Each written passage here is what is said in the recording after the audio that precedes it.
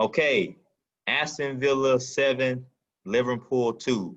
And this is not a typo. This game actually, this is not a game from the 1940s or whatever. This happened literally on Sunday. Yeah. Was this a fluke or a cause of concern? Jake, what's going on? It's a fluke. Uh, Woo! it's okay. I'm leaning more towards fluke. How about that? Okay, okay. I want to talk about this game tactically more because that United match, you go down to 10 men, it's really hard to talk about anything 10 men. Also, red card was soft, whatever. Yeah.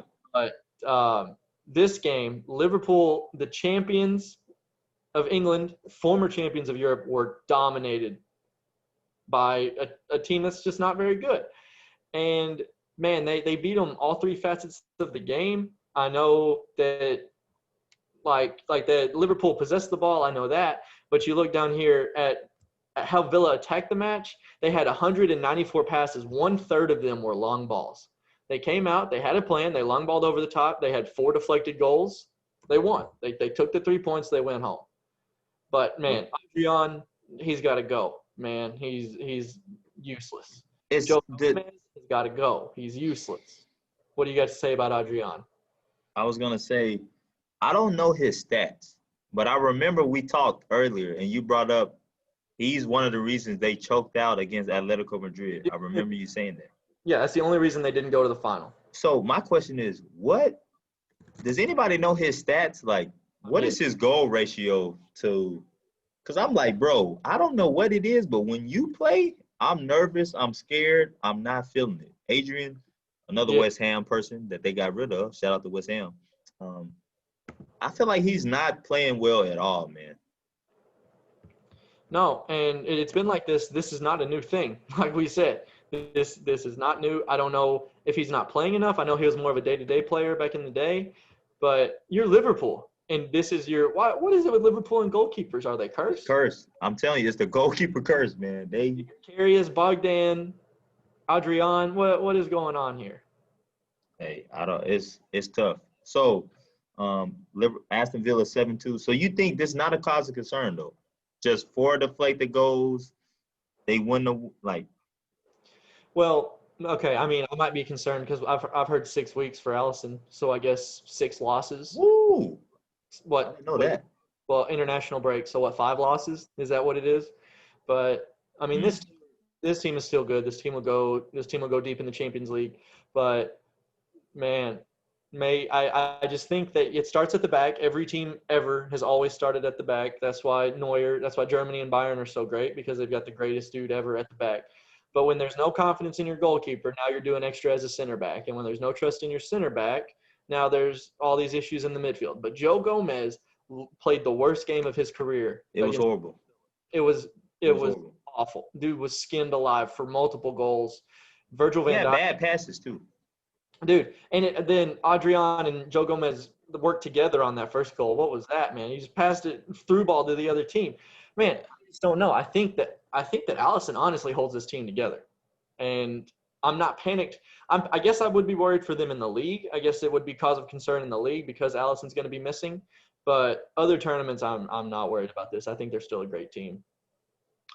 This is why I think it's a cause of concern. Leeds 4-3. There were 3 goals scored. Aston Villa puts up 7. Virgil van Dijk is in the back of that line. Yeah. Something is not right. And this is what I was thinking after the game. I listened to Klopp talk to Sky Sports, and he was saying it was him and a Sky Sports pundit both said there was a lack of communication. Now, as a soccer player, former, nothing special, but as a soccer player, soccer enthusiast, the center backs and goalies talk the most. They see the whole field. They tell you where to go. Now, and I think you made the perfect point. Van Dijk is back there, and I think he's back there alone. I do not think he trusts any other center back that is beside him. And not to say because he's the best, he has an ego. It's just Joel Matip, don't trust you. Joe Gomez, don't trust you. The young European guy, can't think of his name. Was it Yeah, I don't know, but I know who you're Yeah, talking I about think now. it's Vanberg or something like that. Yeah, yeah, Don't trust him either. So I feel like Van Dyke is like, man, I cannot like. I hate yeah. to say I need help, but No, Trent is attacking. he's got no Roberts, fullback help. He's got no defensive help from the yeah, fullbacks. because He they're li- attacking. and with Adrian Joe Gomez and Andy and Trent gone, it's Van Dyke against the attackers. Exactly. And he can only do so much. So I feel like he's angry. Like there might have been a lack of communication because he's angry. Like, yo, what the heck am I supposed to do? I'm sick of this. I'm tired of this. Joe Gomez, you suck. I'm just not talking. I don't Yeah, know if that's what happened, but I can definitely see there's something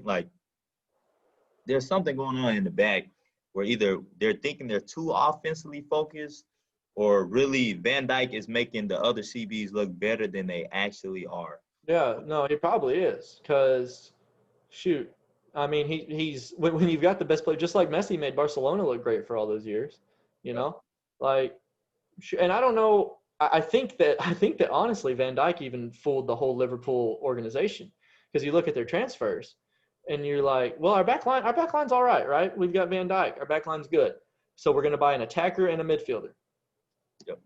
And it's like you're Liverpool, you're the champions. Go buy Koulibaly, They, they were rumored to get him too. dude. Go buy I don't know Longley, just at least make an attempt. Go get a center back, honestly. But no, now they're stuck in it. So we're gonna learn a lot about Jurgen Klopp is what I'm looking forward to. We're gonna see because he's got one speed. He's been doing it his whole career. I don't Go, think he go, can go. right now with the way that his defense is going. That press because you know what happens when you press, you're open for the counter, and that's 7-2. And that's the thing. I still think it's something about Premier League teams. Well, it's really teams in general. They just don't take smaller teams seriously. And I think people need to realize the Prem spends money. Even though smaller teams can't spend a lot, they still spend money. Ollie Watkins is not a bad player. No, Remember, we talked about it. If you put some of these lesser tier forwards on better teams, they would score. Like, give Ollie Watkins Liverpool's midfield, he yeah, might turn up on you, get you 15 goals. So you can't just say Aston Villa, they're a nobody because people are spending money now. Jack Grealish, Ross Barkley. Um, there's multiple people on that team that they're are actually really good. yeah they're England they're national team level players Exactly. in a great league. And I mean that's why I always watch the championship final, not just because it's a great game, but because it's a $200 million match. Winner gets 200 million in TV deals. They can go buy a whole new squad, and then they're going to take you on. Yep. Exactly. And This, Liverpool's next game, Everton. I wanted to make sure I mentioned this. And I know we can't really talk about it too much because we got the break coming up. But Klopp, and this is crazy to me. Ever since I've been watching Liverpool, I've never thought Everton had a chance. Like you can go back years with Luis Suarez, you can go back before that. Never thought they had a chance. He actually mentioned Everton in the interview. He's thinking about Everton. yeah, This is you're the champion. You're the Premier League champion. You don't worry about Everton. He yeah, mentioned them. I'm telling you, man. This Everton game is gonna. If Liverpool loses, I don't want to say they're not gonna win the league, but this is I don't know, man. yeah. No, this is going to be awesome. And in like really close recent history, it's been pretty close. Pickford had that amazing error in the 95th minute. Shoot, if that doesn't Yep. now you've got Ducore, James, shoot. Like and with Liverpool struggles, they're not going to have Allison. So I don't know why it would be any different. I don't know how Liverpool win this match. I don't know how they win a lot of them going forward actually until Allison comes back. And then we'll see actually.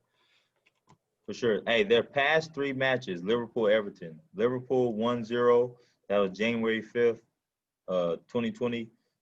Everton 0, Liverpool 0. That was 6/21, 2020, and then 5-2 December 4th, 2019. So, I mean, these last few ties have been close. Yeah. So I Yeah, no, think this is going to be must watch television. This is going to be awesome. It's gonna be awesome. I can't wait to watch it. I think the game is at 6:30, so Yeah, I'll be up with yeah, some cereal watching yeah. the game. All right, next up, next topic, we are going to talk about the transfer deadline day. So stay tuned.